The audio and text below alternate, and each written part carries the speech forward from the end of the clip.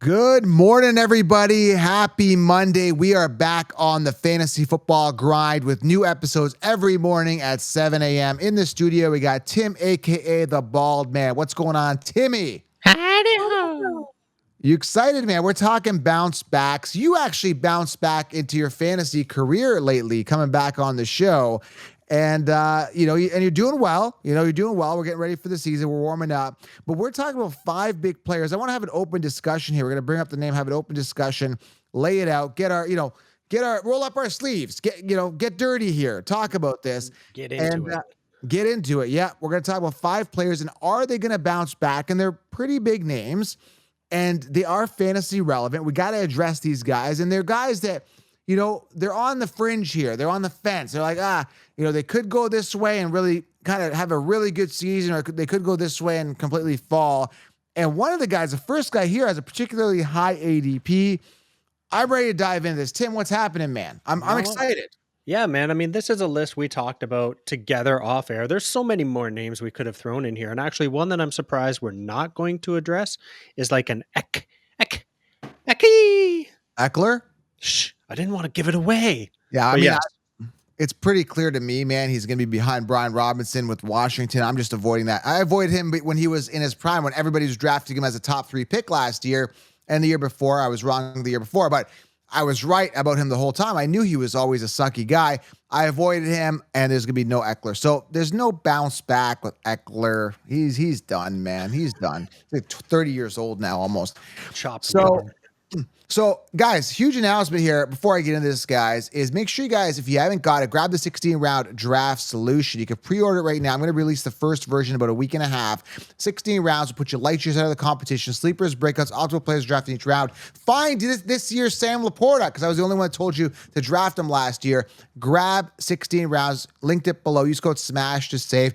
And when you're checking out, grab a ticket to the summit. Some people, Tim, it's so funny, because I'm telling people, I'm like, we've got this summit going on, and people are DMing me asking about it, and I'm talking to people like, yeah, I live in Canada or I live overseas and I can't make it. Dude, it's a virtual summit, and it says it right on the link on the website. It's a virtual summit. You do it from the computer. Tim, people think you have to show up in person. Yeah, I mean, the only thing I could see there would be any time difference, so I could see it making a little more sense if you're over in Europe or something like that, where you've got a 6, 8, 10-hour time difference. Maybe that's a little too much for some. But for North America, guys, there's no excuse. Get in on it. 7:30 Eastern time. We got Kyron Williams, Trey Benson, Pat Freiermuth. It's going to be wild, man. We're going to be entering anyone that signs up for PS5 giveaway automatically. And I'm revealing 5 big secrets on how to smash your leagues for 2024, only exclusively at the summit. So get it below. You can combo them below, thefantasyfootballcouncil.com. I've also linked it below. Get the combo. All right, let's dive into this, man. I'm excited. I'm pumped up. Oh, also smash that thumbs up, smash it, tap it, slap it, make it interactive, guys. And lion mentality. Make sure you guys lion. I do that lion sound, Tim, and it's like, honestly, Jim does not jump, and it seems like you're not intimidated by it either. I was hoping one of you guys would kind of like, whoa, and kind of jump, I think we're pretty used to it at this point, and if you play it at the right time like you just did, everything's cool. I'm expecting it. When you say lion mentality, you better play the damn lion. That's what I'm talking about. Okay. All right, let's dive into it, man. All right, bounce back players. The first guy I want to pull up here is Jonathan Taylor. Now, the thing about Jonathan Taylor that's really, really concerning there's a bunch of things, and I have some things I really want to address here, is his average draft position at 13th overall. This is in a 12-person league, PPR, and he is kind of like, he isn't. He is actually RB number 5 or 6, give or take. So he's very expensive. Let's talk about the pluses here, Tim. Do you want to list a plus? One thing is he's the workhorse running back. He came out of the draft untouched. Zach Moss is gone, who had 183 attempts. Taylor last year, 10 games, 169 attempts, 741 yards, 7 touchdowns, 4.4 yards per carry. He had a receiving touchdown, but he only played 10 games. Zach Moss was there to kind of pick up the slack, did okay. No Zach Moss. His only backup is Trey Sermon and Evan Hall. Who are these bottom feeders? everything in that aspect is perfect. Do you want to list any positives you're seeing right off the bat that's jumping out at you? Same thing kind of what I addressed? Yeah, I mean, you just said the biggest things right there. Now, the big problem, though, is that he has been injured the last 2 years. So you've got to go back to 2021 when he had his Right. really good year.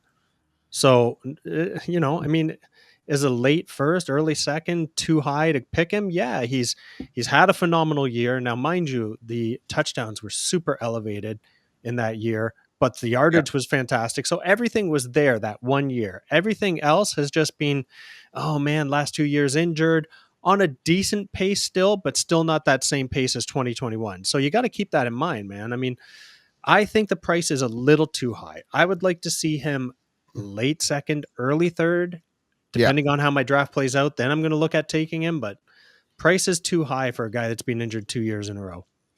Couple of negatives here. I really want to point this out. Anthony Richardson, who got hurt last year, didn't play. So it was like, I think it was Minshew throwing the ball. The problem here, Richardson, in the first 4 games he played, 4 rushing touchdowns in his first 3 games, man. Like, he is a rushing of all, he is like the biggest rushing quarterback probably in the NFL. He's going to be rushing a lot, including stealing a lot of that goal line work. So yeah, you don't have that competition in the backfield, but now you've got a quarterback similarly to what's going on with Josh Allen, which limited guys like James Cook to 2 touchdowns rushing last year. And then now you've got Saquon with Jalen Hurts. Jalen Hurts, 15 rushing touchdowns last year. These guys rush a lot near the goal line. But again, no competition. That's his only good thing. Again, the negative thing is that he's got the rushing quarterback. Another thing with Jonathan Taylor, when we're trying to answer the question, is he going to bounce back? This is a huge thing. He has been paid. He has been incentivized. He's a guy that's making over $14 million a year. Has he lost the hunger? Will that still be there? Is that kind of pep in his step going to be there? And that is something that I'm going to guess. I'm going to lean, if we're talking about on the fence, I'm going to lean no. He's lost his hunger. The past couple of years has not wowed us. So I don't know, man. This is a tough one. So Tim, you're on the turn here. You're at the end of first round. Maybe you got a wide receiver. You got Amon-Ra St. Brown. Jonathan Taylor sitting there. Is he appealing to you at all based on this conversation? No, not late first. To me, that's too high. I'm looking late second, early third, and I know he's not going to be there. So sorry, JT, you're not on my team, bro. And this is one of those things where we kind of could kick ourselves in the nuts because he is in a position due for a bounce back. I say yes, he bounced back, but is the juice worth the squeeze on a 50-50 risk? I like other players. I really do. So again, we could kick ourselves in the nuts passing on him because the opportunity seems good. But he hasn't shown us the past couple of years he's capable.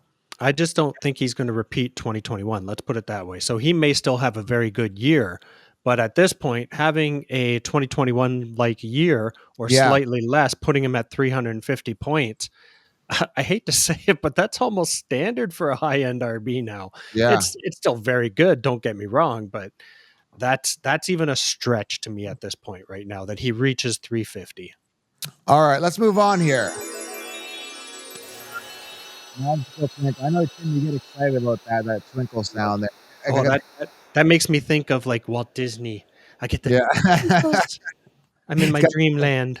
He's got the twinkle in his eye. And I think that's actually the fairy godmother putting on a magical spell here for the positive on Aaron Rodgers, who didn't even do anything last year. He came out on the first play and got hurt. I think it was 4 plays, to be honest with you, but it was sad. Pretty much.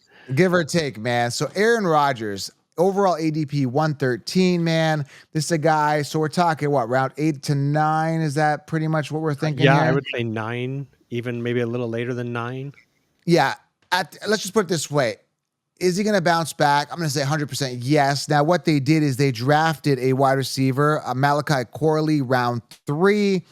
They brought in Braylon Allen. They drafted him in round 4. Top running back prospect that could be an RB1 on his own. Now he's kind of tucked in behind Breece Hall. They've got the elite talent, Garrett Wilson. So for me with Aaron Rodgers is that no way but up from last year. I do want to make a point. He had an outstanding 2021 year, 37 touchdowns, 4 interceptions. In 2020, 48 touchdowns. Will we get a 48 touchdown Aaron Rodgers? That would be amazing. Tim's shaking his head. It would be amazing though. Like, because you're drafting Garrett Wilson round one. He's such a great talent, right? And now you got Aaron Rodgers come back. They brought in Mike Williams, who can't stay healthy to save his life. They've got Alan Lazard, which Rodgers has comfort with back in Green Bay. He's there as well. He's kind of brought over some of the Packers there. It's going to be interesting to see, man. For Garrett Wilson's sake, because I like Garrett Wilson. I think he's going to have a great season. Aaron Rodgers has to do well, but are we going to get a 2020 48 touchdown Aaron Rodgers? Man, that's going to be tough, dude. So late in his career. And that's the funny thing with Rodgers. You look at him throughout the years, and he's had some massive years, and then he's had a couple of low years, and then he's had a couple of bounce back massive years, and then he's had a couple of low years. So it's definitely a pattern. The fact is, he's getting older, 40 years old. It was the Right. Achilles last year, right? So Yeah. the whole year gone, still not, it's not like 100% confirmed that he is ready to start the season. And even if He'll be so, good is he still. 100% or is he 95%? I love Aaron Rodgers, but man, he's getting close to that point where I'm almost ready to write him off. He could have a bounce back, and like you said, man, Garrett Wilson is awesome, so that's a great outlet for him. Brees Hall, I look for both of those guys to do very well this year. Aaron Rodgers himself, is he going to repeat a 48 touchdown, a 37 touchdown? Nah, man, I'm thinking on the Jets. Like, come on, pushing 30 touchdowns to me would be amazing. But they built this team up offensively to really crush it. Brees Hall's amazing. Garrett Wilson's amazing. They got this Braylon Allen, top running Yeah, back prospect. rookies, dude. I mean, Um, I'll give you the Brees Hall and the Garrett Wilson, and it ends there.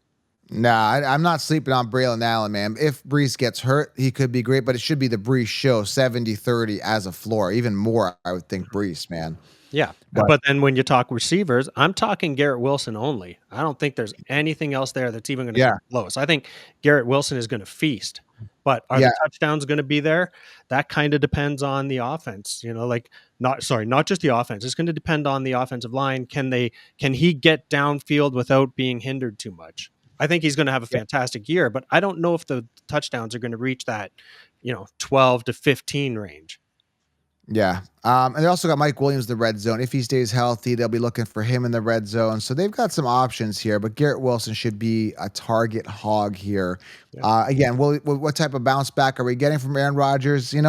I see a 35 touchdown season, low on the interceptions. I think he has a good season if healthy. I think these guys are playing to win, man. The Jets are playing to win this year. The Those question are is, my- can Rodgers stay in for the full year? Is he going to be 100%? So there's some question marks that make me doubt him a little bit. However, the price you're paying for him is really good.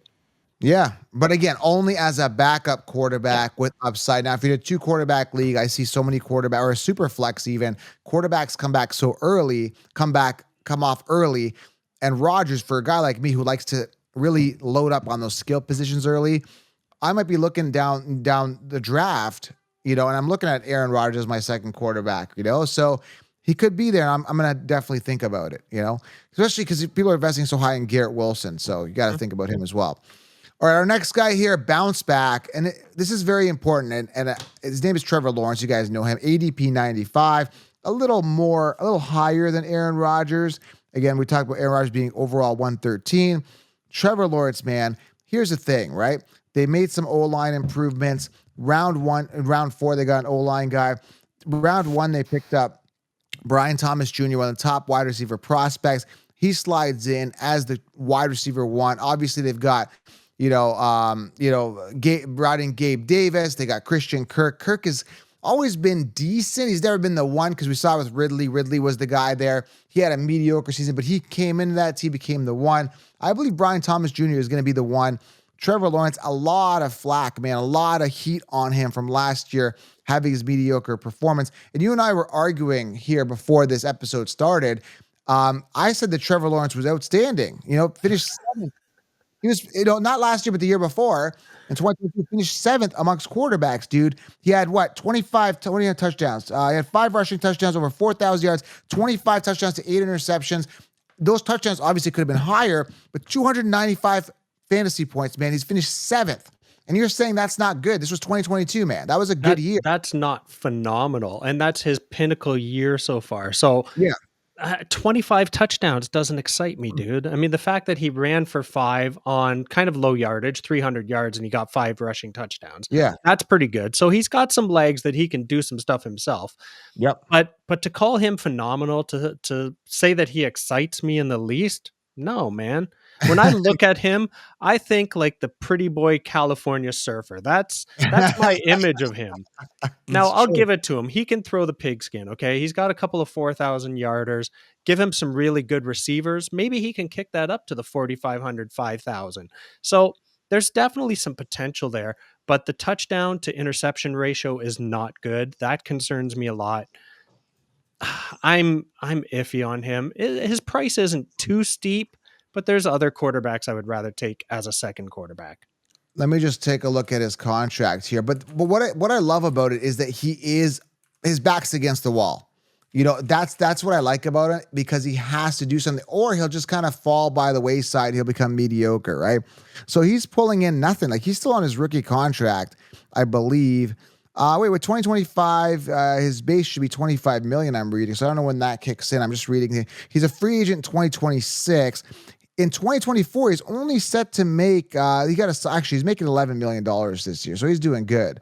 I don't even know if it's on his rookie here. I don't know when he signed, but I'm looking at it. 11 million. He made 10 million last year, 8, but he's set to make 25 million. So he signed something here. I guess he did sign something here. But either way, man, he's a free agent 2026. His reputation's online. He had a bad year last year. They gave him a great weapon in Brian Thomas Jr.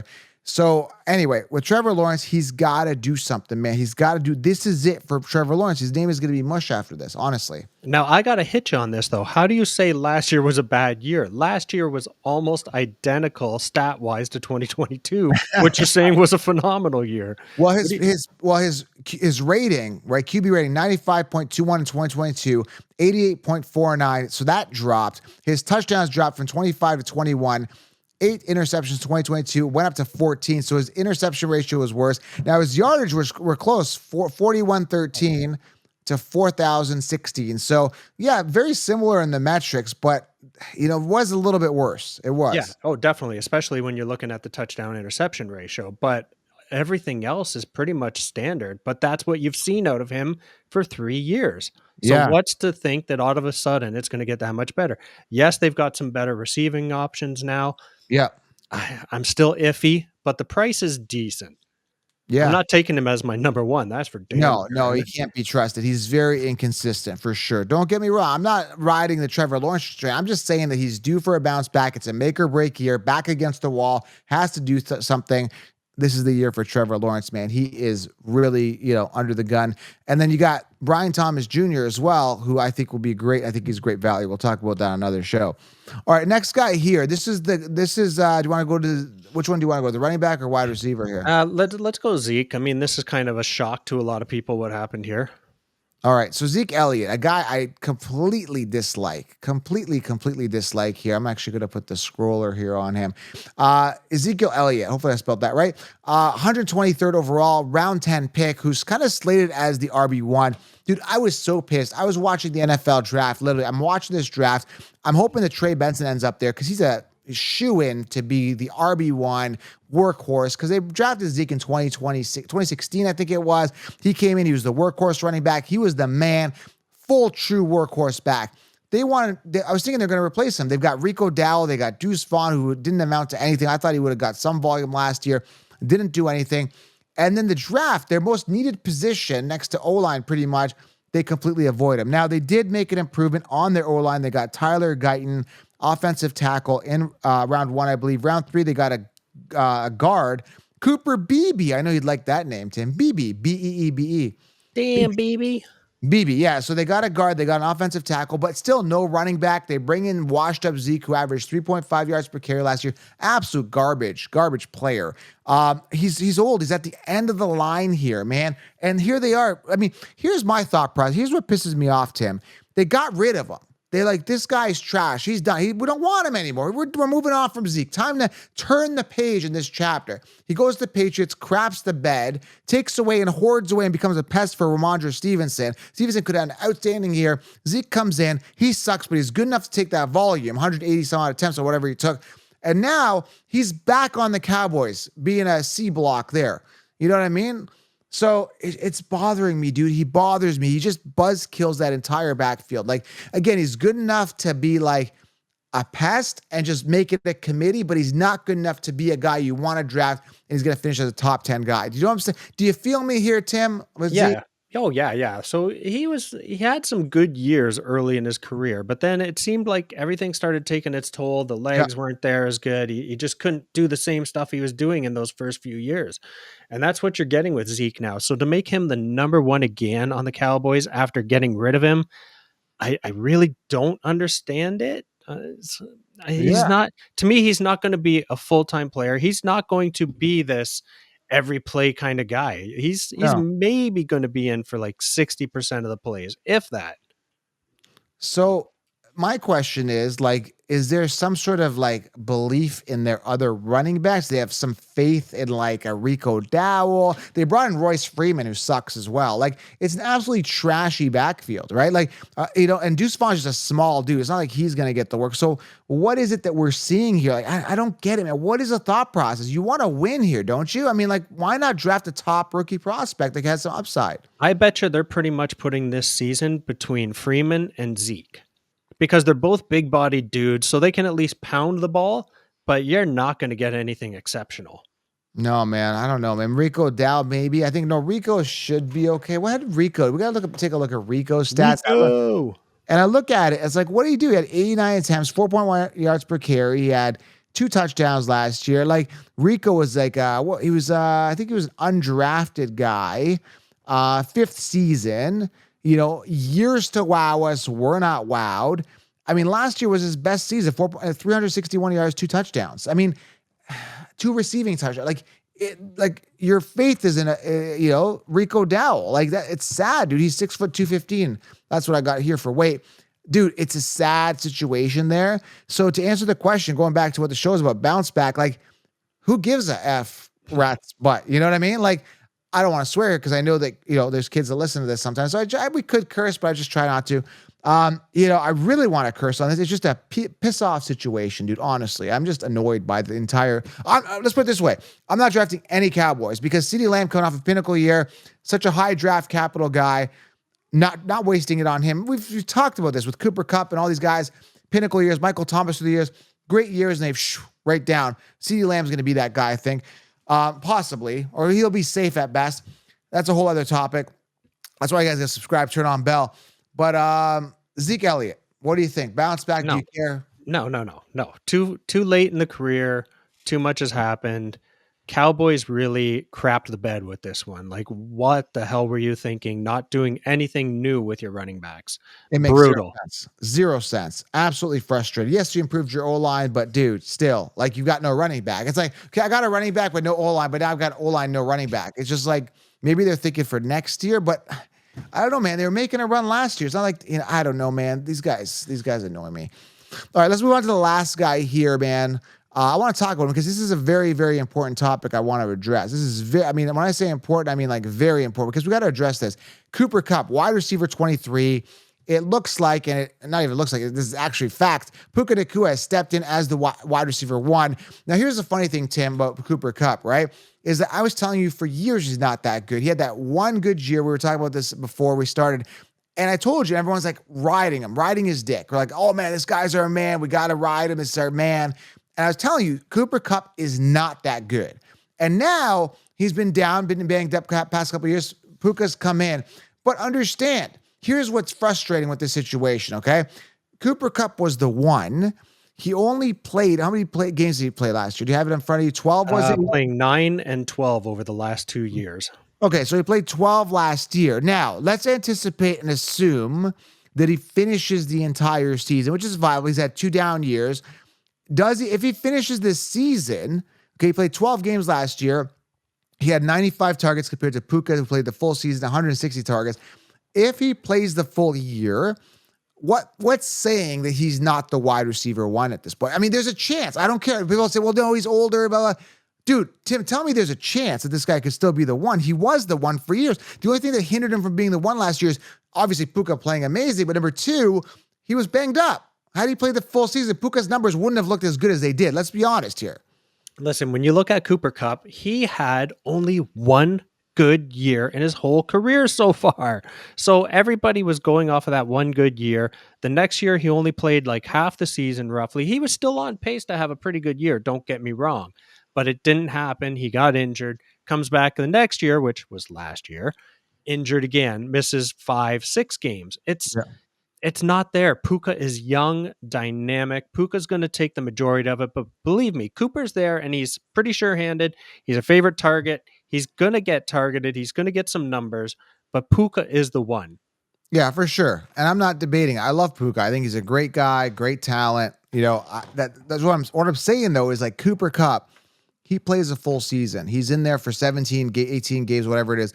He comes in, he plays hard, and he's healthy the entire season. But we're seeing these committees everywhere. So all I'm saying is that with this is that I'm just probably as much as I like Puka, I just think that Cooper Cup, if healthy, will be annoying. That's what I'm saying. And I think people will be genuinely annoyed because you got to spend a first round pick on like that's what I'm saying on Puka. Like, are you ready to do that knowing that a healthy Cooper Cup can really thrive potentially? I don't know, man. This is annoying me. He's wide receiver 7 and Puka is right now.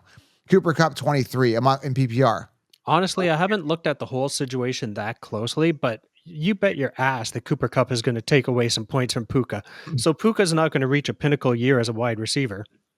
I figure Cup's good for 200 plus, and Puka maybe in the high twos, low threes at best. What? That's how divided it's going to be, if you ask me. What are we talking about? Fantasy points or Yeah, attempts? of course, fantasy points. Yeah. Where I'm like, who's out there going to get 200 attempts? That's a lot of ball throwing. No way. So fantasy points. I see what you're saying, but again, so here's my thing, right? When you're looking at wide receivers early, because it seems like there's wide receiver committees everywhere. I just did an episode for 3 wide receivers I love next year that are basically going to be wide receiver volume vultures, right? So if you are going early, like I would see a guy like maybe like a Jamar Chase, a Garrett Wilson, a Marvin Harrison Jr. to get more volume than a Puka because you don't have a Cooper Cup there. You don't have a guy that's of higher caliber or has been of a higher caliber there. But you could also look at the situation, say, oh, Puka is the next guy. He is like the Justin Jefferson, right? And like we saw what happened to Justin Jefferson when he kind of came in, he was young, amazing. And then a guy like Adam Thielen faded out, right? Adam Thielen faded out, Jefferson emerged. And now you've got the clear-cut one. But again, I don't know if Cooper Cup has kind of like given his last hurrah. Again, you're talking from a guy who doesn't even like Cooper Cup, who told you to avoid Cooper Cup the past couple of years. He's not that good. Avoid him. He sucks. And but I just think he's going to be a thorn if you're investing that early in Puka. That's kind of my whole argument here, honestly. 100%. 100% he is. You nailed it. Like I say, neither one of these guys can reach pinnacle numbers this year because the other one is there. And I'm going to say almost equally as good with Cooper Cup being slightly lower, but still good enough to take a lot. Yeah. So is it a bounce back for Cooper Cup? Never to that pinnacle year. Never. No way. Especially with Puka there, but a bounce back enough to be a pest for Puka, enough to, really tick you off and feel like, oh man, I got Puka as my first pick, as my first wide receiver, and Cooper Cup had the bigger game the past 3 weeks. You're going to have those weeks where Cooper Cup's going to have the better week and you're going to be kicking yourself. You're like, oh man, my first round pick, Puka, Cooper Cup. That's what I'm talking about. Right. Yeah.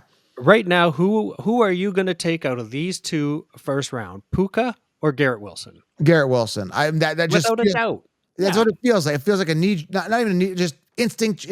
Like, I don't have to think about it. Like, that's how I feel. But again, if you look at talent, Puka's amazing. He's great. He's hungry when he grabs the ball. He runs after yards after catch are amazing. His talent is great. He's hungry. He's dynamic. Oh, I love everything about him. But again, there's something telling me that Cooper Cup's going to be annoying. And you're going to have these wide receiver situations where you got the 1 and 2 so high in draft capital and so close together within top 10, 15. You're seeing it with guys like Debo. You're seeing it with him and Ayuk. Another one that's a weird one here. We're going to do this on another episode. I want to talk about this. This is very, very important here. I want to talk about this before we go. Nico Collins. He's never been a true wide receiver 1. He was a wide receiver 1 last year by default because Tank Dell got banged up. And now people and the Kaships are ranking Nico as the wide receiver 1 after they bring in Diggs, who's a true wide receiver 1, and they've got Dell coming back from injury, who's a great talent. dude, it's a wide receiver by committee, but people are drafting Nico as the one and Diggs right after him. Similarly, let me give you an example, Tim. I want to go off on a little bit of a tangent, but kind of add to this. Last year, everyone was drafting Jamar Chase round 1 and T. Higgins round 2. I said, no, stop right there. Don't draft Higgins. End of round 2. He is the wide receiver 2. You are basically literally wasting a pick, knowing that Higgins is the round 2. And that's where 16 rounds omits players like that and makes sure you aim high in the depth chart and get the volume, guys. Tim, does this making sense? I'm a logical guy when it comes to this stuff. Absolutely, man. I'm a real numbers guy, and it's common sense. It is just common sense and logic. That's all there is to it. And that's the BS, though. But it's not, though, to people that are everyone giving advice, because they'll rank Nico Collins as the one. And they'll, like, let's look at it real quick here.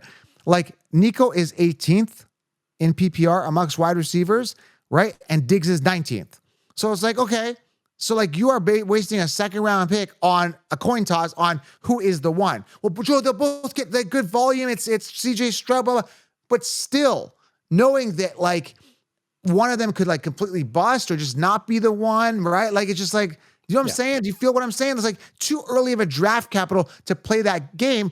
I'd rather play that game later with a guy like Romeo Doubs or Jaden Reed, where they're like, okay, I'm still kind of guessing who the one is here. Like, I'm still playing that game. Jordan Love's viable. He's good. He had a good, but I'm not wasting a second round pick. I'm not even wasting, but I'm gambling a little bit on it round 8 or 9. Does that make sense? Oh, 100%, man. Like you say, because you don't know these. I would say Diggs definitely is the better talent, but even still, Nico's there. He's going to get fed fairly well too. So do you want to take that coin flip and maybe gain yourself 40 points for one guy over the other? Is that worth it to you in the second round? Yeah. I say heck no, because it is the total coin flip. No, get the volume, guys. That's the 16 round draft solution difference. So if this is making sense, you're like, wow, Joel's actually making some sense here. Wow, common sense corner with the counselor. We should do a segment, common sense corner. Yeah, we should do a show on that, common sense corner with the counselor. We should do like a weekly segment there. But yeah, get 16 rounds. Use code Smash Save. Anything else you want to add, Tim? What a great show, man. No, man, it's all good. I think this was a great start. Like I said, there were some definite guys that we could have gone over more. Eckler is definitely one of them, and I know you kind of have a love-hate with him all the time. I loved him all the time. You liked the fact that he is a fantasy guy. He wants to do well for fantasy teams, but you know what? That only goes so far, guys. I don't really care. Put it on the field. Show me what you got. I've always been a bit of an Eckler fan. Kind of disappointed that he's really fallen off the last couple, but still, he's got a place, and he's really down there now. I don't know. But anyways, we could have added a couple more guys, and we didn't. We got way more shows. We can't just do it all in one episode. So make sure you guys subscribe. Turn on that bell, guys. I appreciate you guys being here. And if you guys want to see more Tim, smash a thumbs up with him, man. He's here. He's happy. Look at him. He's very happy. He's like a lion. What? He's more of a Concheapsis, but sometimes he got that lion in him. What's that lion? The kids' TV show, the lion, the donkey, all that crap. I'm the friendly lion. Alex the lion. I never. I'll put on the show. I have three young kids, and we never watched that show. I don't know what you're talking. Maybe it's an older show. Madagascar. That's it. Madagascar. Yeah. I'm the friendly lion. I don't look fierce either, but more bark than bite. That's for sure. Yes. All right, guys. We'll talk soon. We'll keep the content rolling every morning, 7 a.m. Subscribe, thumbs up. Hope you guys enjoyed this episode. Drop a comment below. Let me know what your thoughts are. Bounce back for some of these guys we mentioned: Cooper Kupp, Zeke, Lawrence, Rodgers, and JT. Let us know. Appreciate it, guys. We're out. Talk soon. Much love.